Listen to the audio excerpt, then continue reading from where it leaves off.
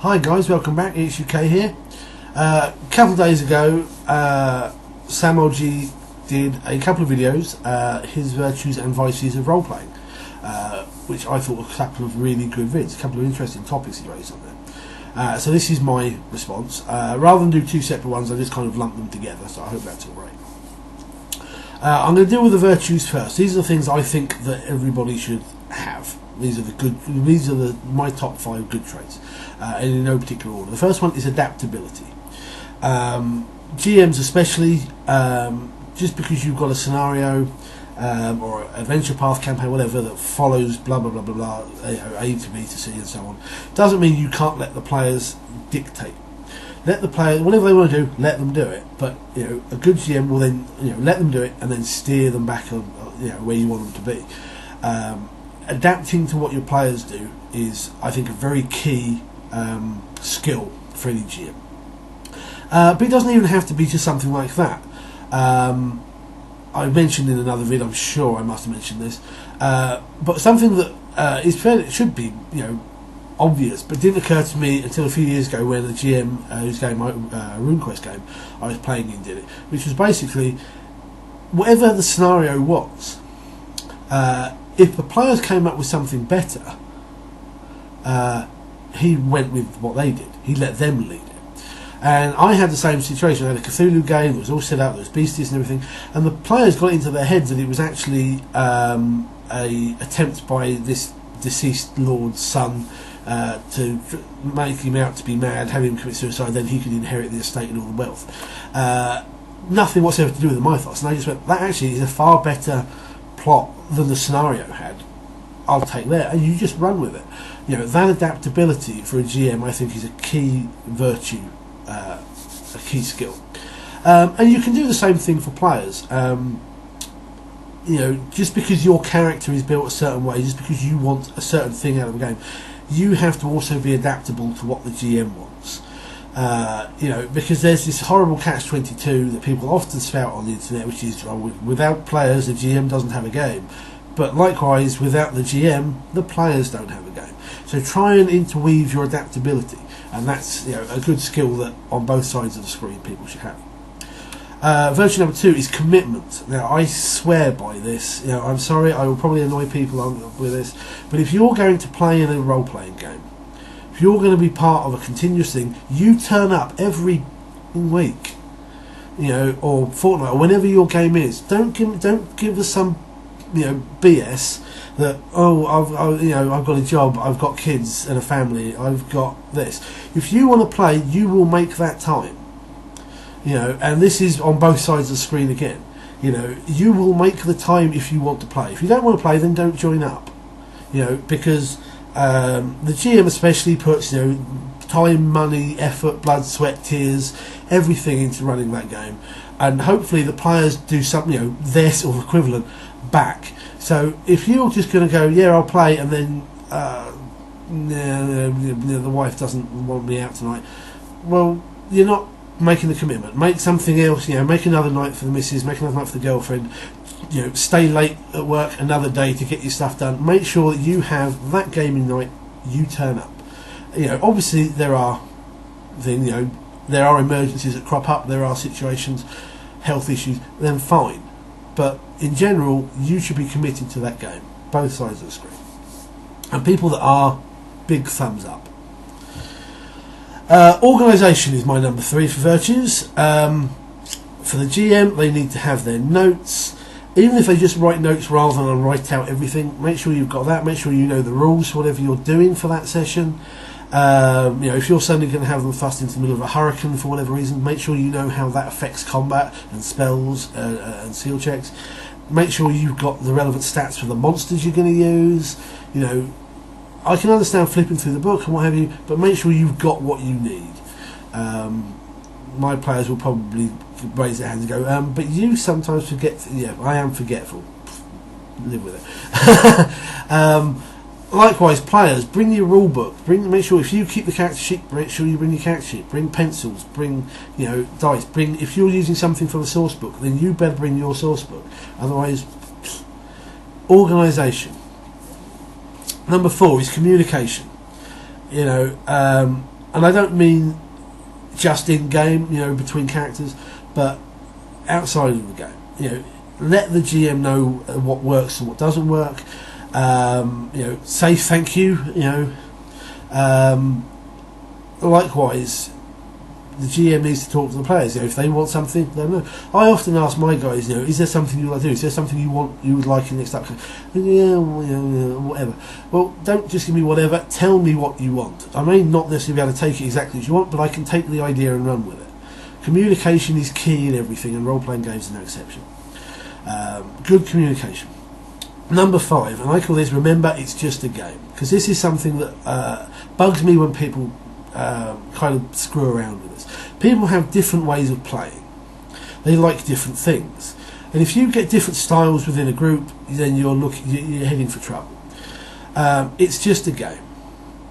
And you can do what you want, but also bear in mind what other people want out of the game. If you're the sort of person who wants to be thoroughly immersed in the game and it's just pure role play, there's no mention of game mechanics or anything like that apart from the GM, then you need to find that sort of group. If you're the sort of person who just goes, well, it's a game, then fine. I had this actually in our game last night. One of my players has started, or one of my friends, not just the players, but has started wanting to get, he wants to role play everything, and there's me trying to heal the character. I'm going, right, how badly hurt are you? Oh, I have several welts from where the scorpion stabbed me. It's like, well, if you're not going to tell me how many hit points you're down so I know exactly what to do, I'm going to assume you're unhurt, you're uninjured, and blah. I don't like that side of thing. It's a game. If he'd have just said, oh, I am sorely wounded, I'm down 3 hit points or whatever, that would have been fine. It's a game. You need to realise that and need to accept that everybody has to have their enjoyment out of it. And if you can do that and you can have a group that mixes up how it plays, fantastic. I say go for it. It's a very difficult thing to do, though, I admit, because if you've got the immersive role player, you've got the guy like myself who just wants just tell me, and then you've got someone else who likes a different style of play. It's difficult to gel them together, but again, with number 4, communication, you can actually get it to work. That's my virtues. I think adaptability, commitment, organisation, communication, and remember, it's just a game. Vices. So these are the things that I really, really don't like. I think these are the bane of the game. Again, in no particular order. Optimisation / power gaming. Everybody needs to optimise characters to an extent, otherwise, your characters will never survive and you'll be useless at anything. But you can overdo that. Players that just twink their characters up something silly while no one else does, that ruins the game. Likewise, on the GM side of it, if they've got a beastie and it's too hard for how the players are, you need to adapt. This comes back to my adaptability from the virtues. Tone it down. Don't use certain abilities. Don't ignore the fact that the designer of the module or yourself has given it a class level. Bring it down. You can reverse optimize to make the game better, but when you don't, it spoils the game. Over optimization, power gaming, it's a bad thing. Don't do it. Boom. End of story. Number 2, laziness. I have to admit there are times that I do suffer from this, especially when real life starts to intrude in the middle of a campaign and I can never quite build my momentum back up again. It does sometimes happen, but you need to overcome that. You need to make sure that you're going to be. This comes back, so preparation, organisation, all this sort of stuff. You've got to do it. Otherwise, you're not going to be. You're not giving your all to your players or your game. You've got to do your best. No sort of like, well, I'll wing it. No. Get your notes, get your stuff, make the time, do it. The third advice for me is killer GMs.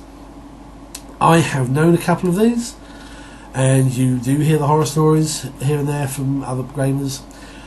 GMs who see the game as me versus the players. It's my job to make sure the game is as nasty and as lethal as possible. If I'm going to kill your character, if your character dies, well, I killed your character. That's a bad thing. Don't ever play that. You know, if that's how you want to GM, then don't GM. Simple as. It's a very, very bad style. The game is supposed to be fun for both sides. I mean, I suppose if you've got a group that loves that sort of challenge, then it's not so bad. But I think in general, the whole killer GM approach is just wrong. I'm going to say it. 4 is, and I'm going to put this at the extreme, rules lawyering. Sometimes rules lawyering can be good, because I have at times forgotten rules, and I can turn to a couple of people. I go, "What's the rules for this?" And they can go, "Oh, it's ... or I shall look it up." You know, sometimes rules lawyers can be excellent aids to the GM, but I have had in the past players who, when I make a decision as the GM, they've gone, "Oh, it doesn't work like that. The rule book, it says this," and it's like, well, the rule book might say that, but I don't. You know, you make a decision, you run with it. If you need to discuss it, do it after the game. Don't break up the game. The game needs to have a certain flow, and I find, you know, that sort of rules lawyering gets in the way. It's also bad form, let's be fair. But, and lastly, my advice is cheating. It's kind of weird. In almost every group I've played or GM'd for, there has been someone that cheated. You know, the first group I had after leaving school, we had a chap who would roll the D20, and he would roll it with his hand, you know, the palm of his hand going along behind it, cupping the dice. "Yeah, I've got a 20. Oh yeah, I've hit. Oh no, that's it. I've hit." And if you queried it on him, strangely enough, the hand would knock the dice off the table. "Oh, I'll re-roll that then." And you know, it got to the point where we had to just keep a permanent eye on him, and you know, he left the game not long after.